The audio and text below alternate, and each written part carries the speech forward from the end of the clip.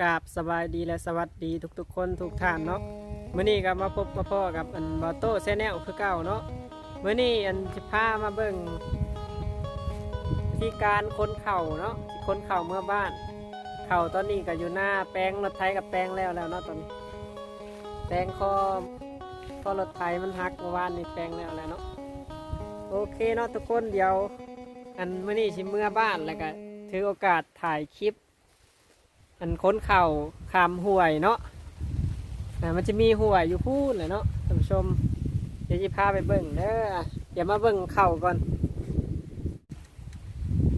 เดี๋ยวจะติดรถไถเนาะถอยไปเอาเข่าไปเตียง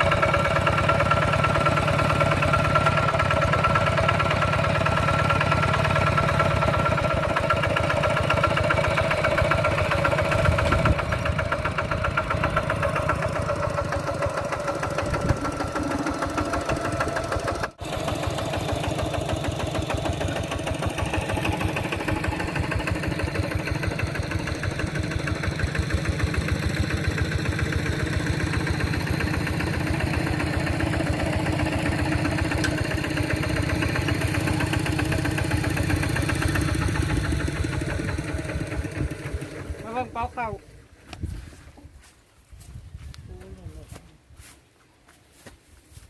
เด้อเข่าเด้อเข่าลายจะปูรถก่อนปูให้เก็บตะปูเกาะ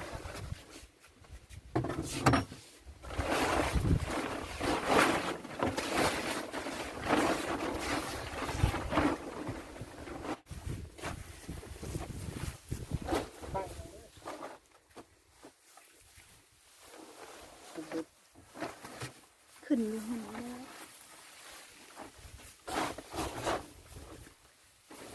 ตอนนี้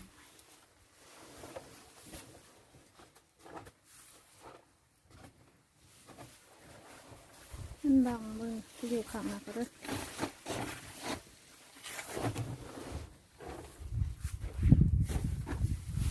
นี่ค่ะ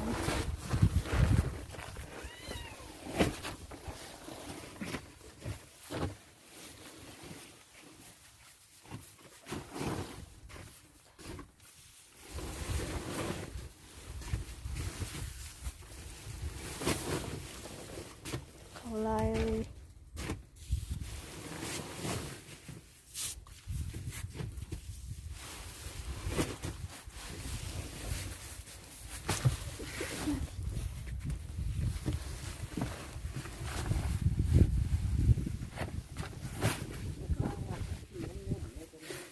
เป็ดกระโจก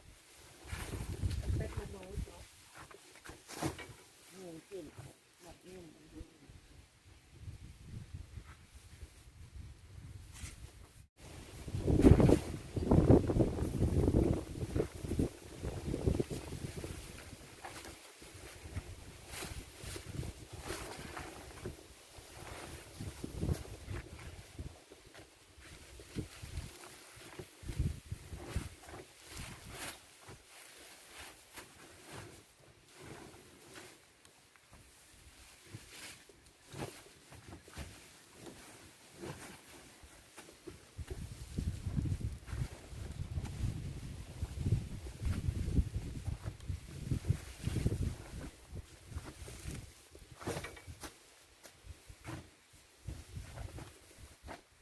บนจะได้เบาช้ำหกชอบมาแล้ว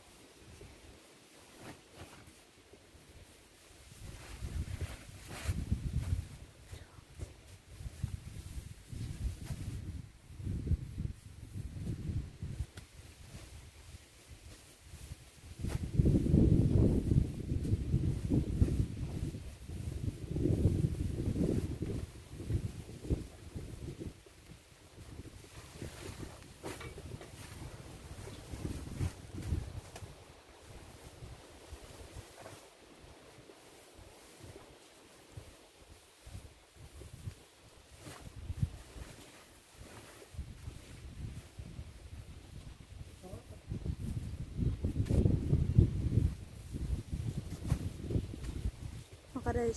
ก็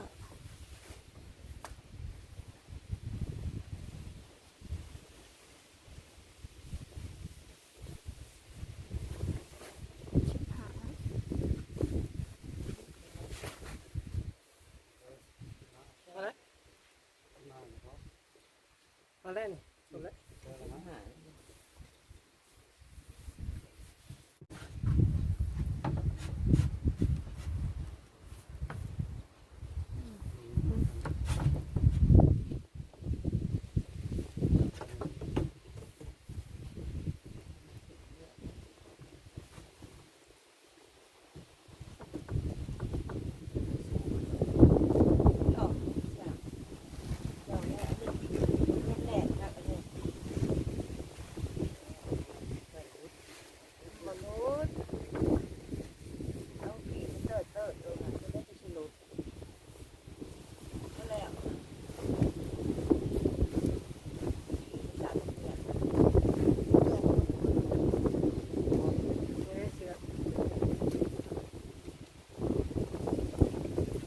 โอเคเนาะตอนนี้ก็คนเข่าเต็มรถไทยแล้วกันพากันเมื่อบ้านวันนี้เมื่อส่งครับ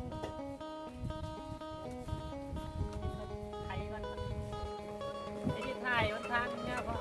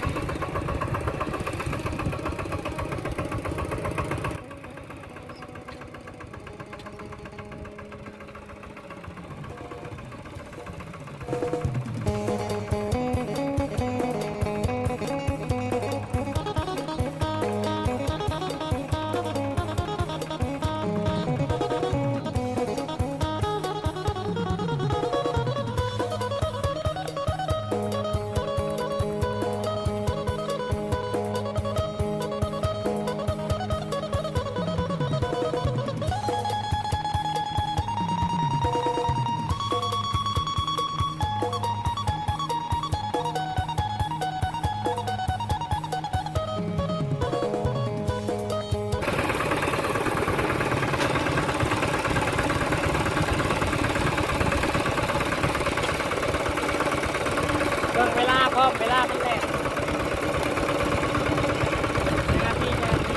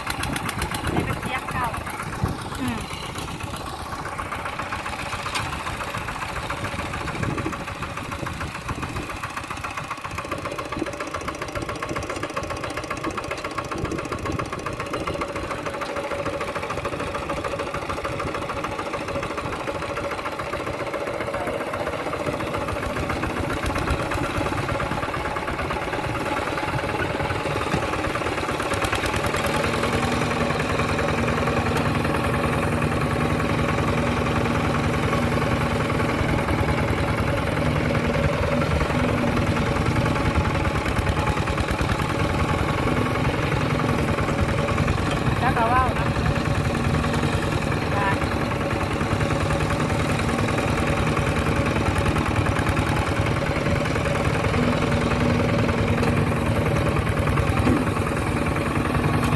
ตอนนี้กำลังขี่รถมาบ้านเนาะท่านผู้ชมนี่ก็เป็นหนทางมาบ้าน แก่เขามาบ้านเนาะนี่ก็เข้ายังบ่ทันสุกก็เกี่ยวเห็ดทางเนาะเกี่ยวเห็ดทางโลด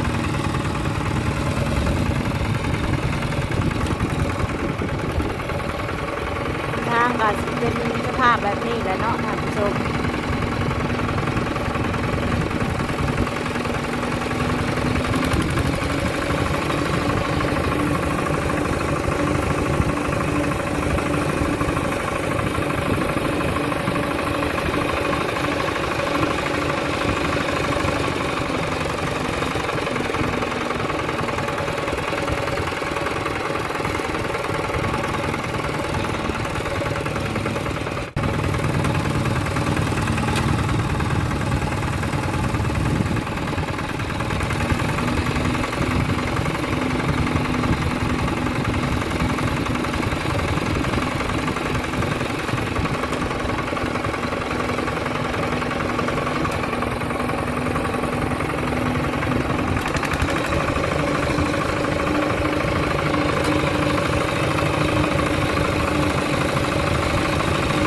เป็นนาเนาะ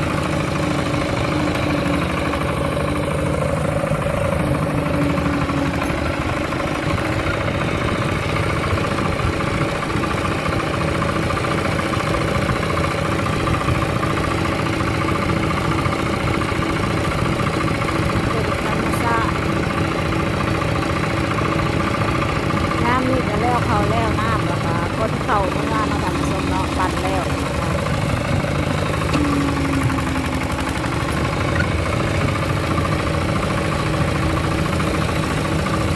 อาจสิบ่ได้ยินเสียงว้าวได้ทำสมโดยน้องรถดังดังทำสม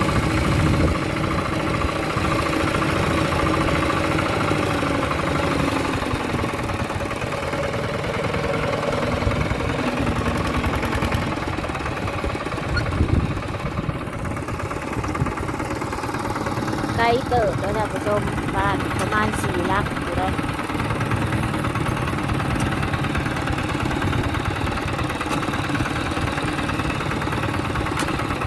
ไปเบิ่งน้ำกันเนาะท่านผู้ชมว่าบ้านชีวไลเป็นสิเป็นอะไรเนาะ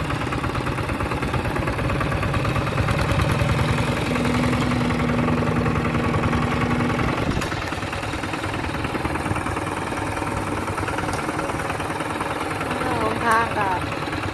เปื้อนเนาะเจ้าก็รถสิมาเนาะท่านผู้ชมเนาะ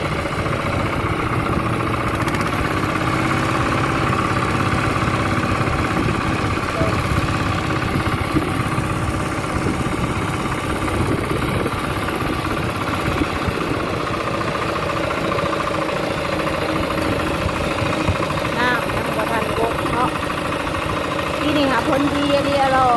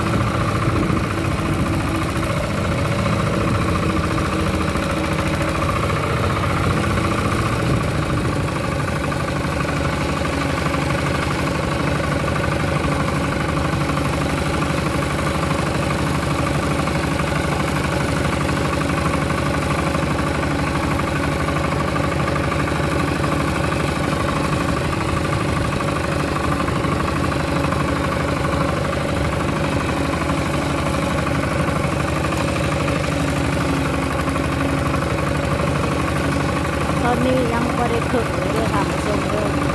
บ้าน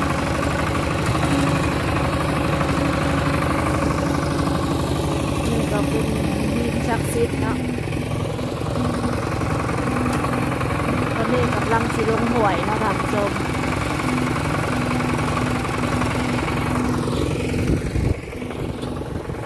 พ่อใหญ่มันก็มาอยู่รถเนาะ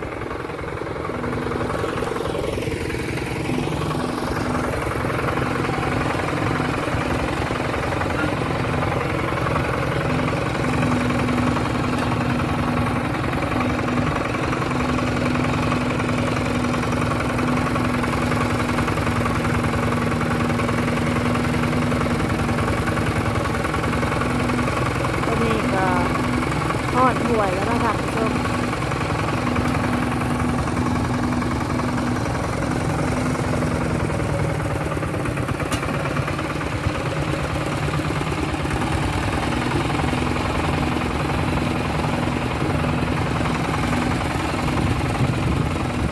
ทางมันเป็นมือซี่เนาะกูพาห่วยเป็นหอกความห่วยความหอกไปตามธรรมชาติเนาะ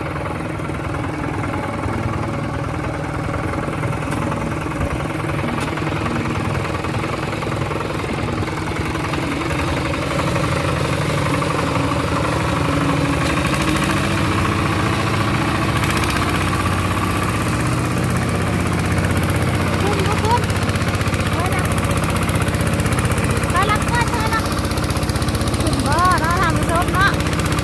มาเบิ่งน้ำกันท่านผู้ชม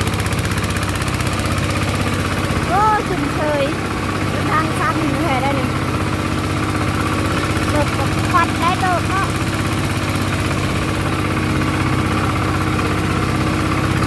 ตกใจเบิดก็ได้ว่าสิบ่เป็นผิดเนาะ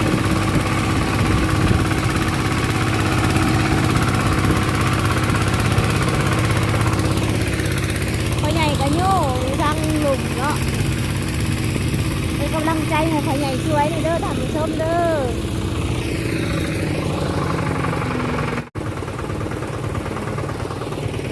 นี่ก็เป็นหนทาง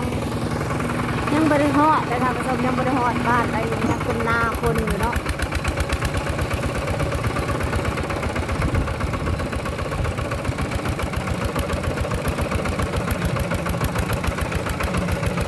แดดแห้งพอสมควร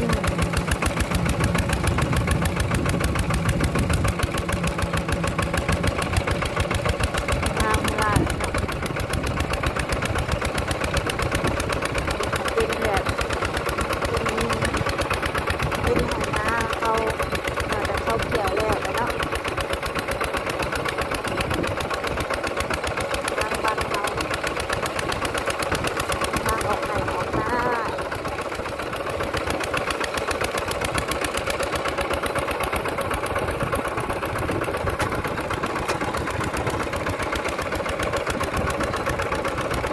บางคนก็แล้วเกี่ยวไข่บ่เกี่ยวเข่าเนาะตอนนี้ก็เครื่องแล้วนะท่านผู้ชม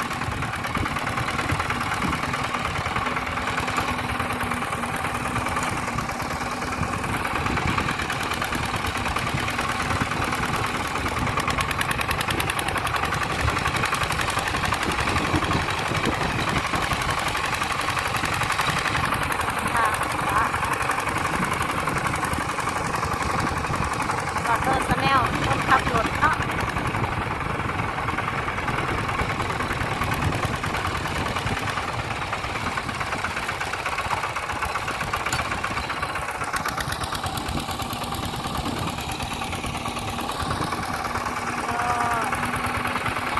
ว้าว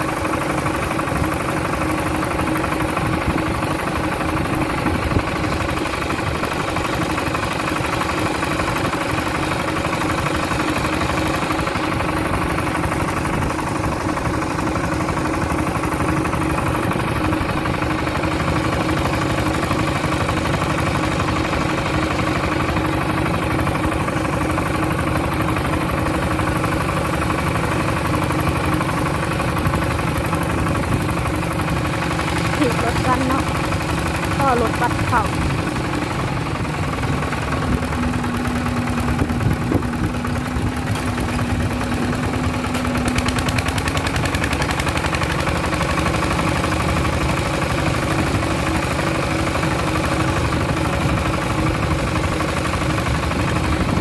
ตอนนี้ก็ใกล้สิฮอดบ้านแล้วค่ะท่านผู้ชม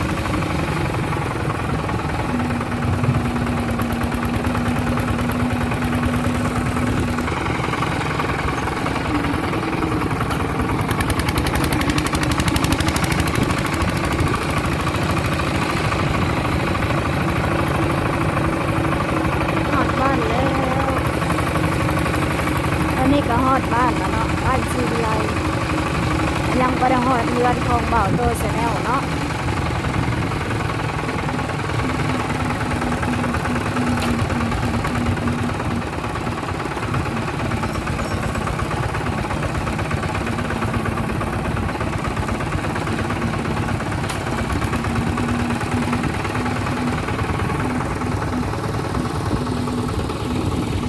เรือนตึกแก้วเนาะ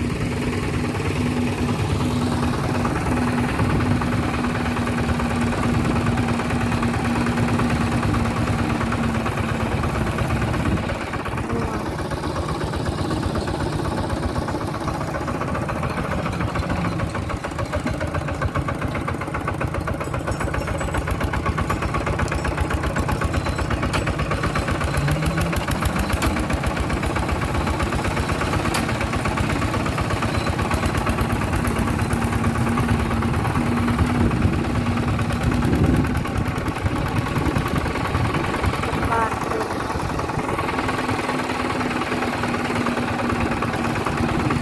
โคตรหนักเลย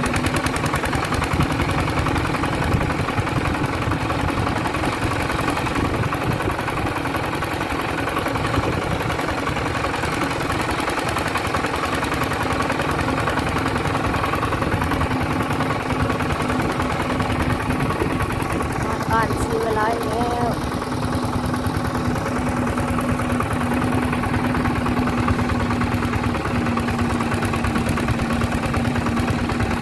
ต้นทางของกำลังแห่ขับไปแล้วค่ะช่วงนี้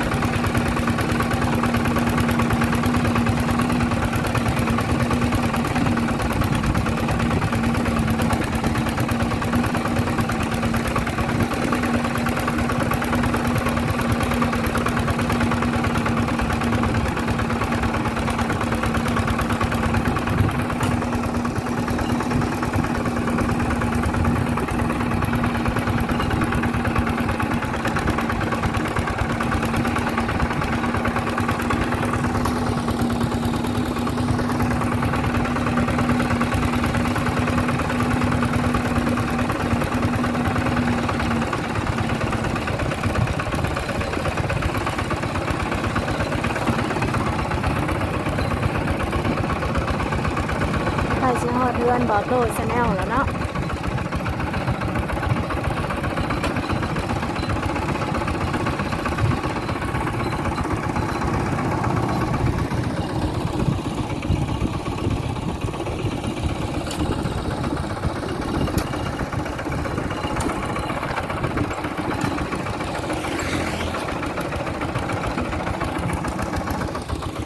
นี่ก็เป็นแม่ใหญ่เนาะ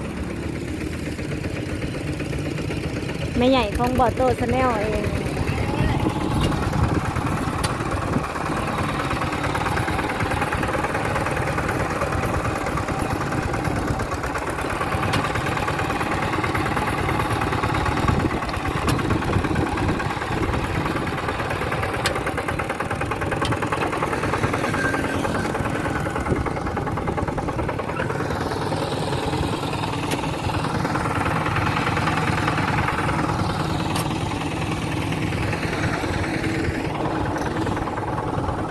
ฮอดเรือนบ่อโตชาแนลเด้อท่านผู้ชมเด้อ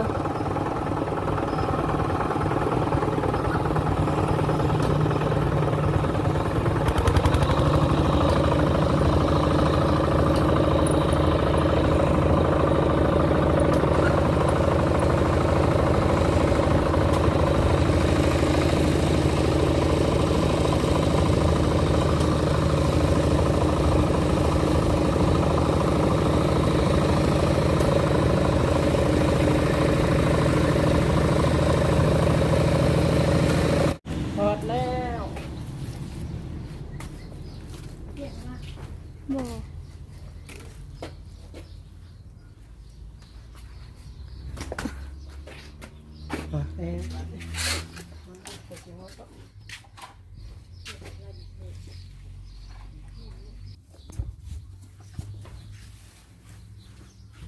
ตอนนี้ก็ชิโจมเข่าเขาในเฮือนเนาะบาโต้สแนลบาโต้สแนลโจมเข่าเขาในเฮือน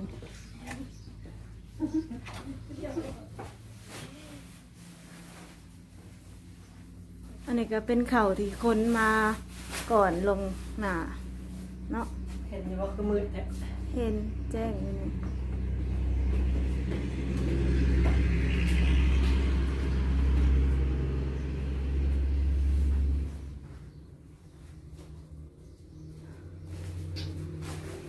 บ่มีเหล้า บ่มีเหล้าท่านผู้ชมเพราะว่าบ่มีเดินเนาะบ่มีเดินเห็นเหล้า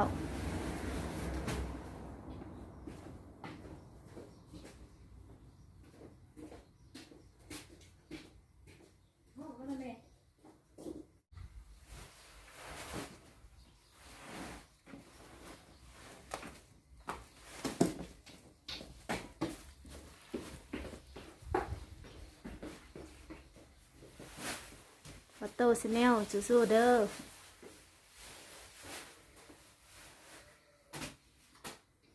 เขา200ซอกเต็มนี่เลย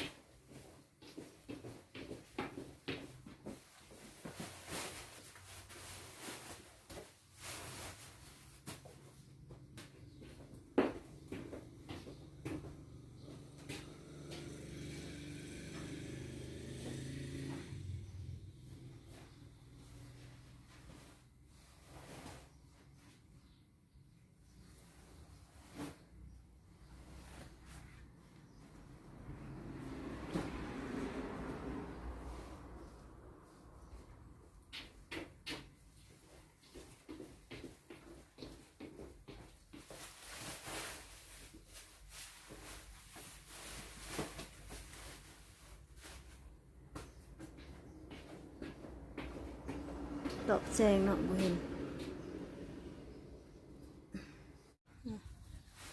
วัตโต้ชาแนลก็จะเอาเข้าลง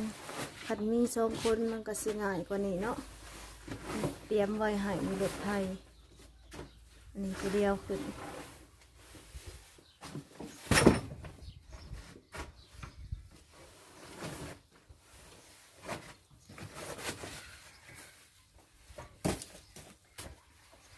คนจะจอดจมผู้เดียวติ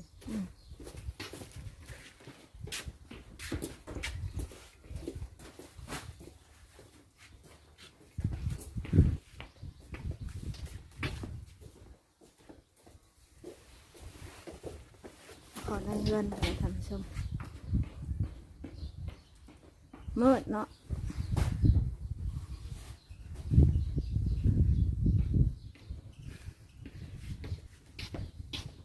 น่าก็เป็นแม่ใหญ่เนาะนั่งอยู่เทิง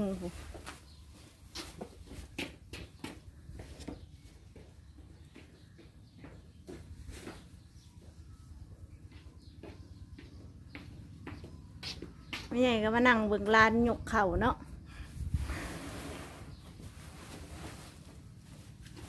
แล้วละบ่แล้ว